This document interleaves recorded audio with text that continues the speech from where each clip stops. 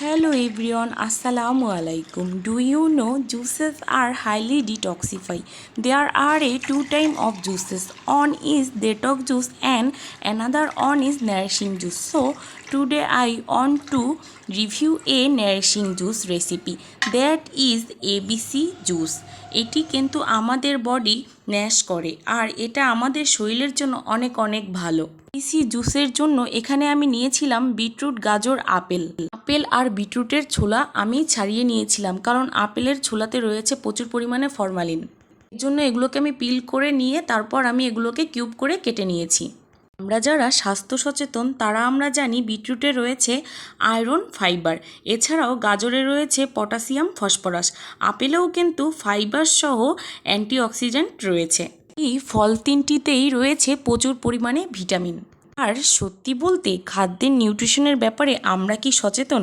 অনেকেই আবার হ্যাঁ, অনেকেই আবার না। তাদের জন্যই মূলত আজ এই ABC জুসের রেসিপি।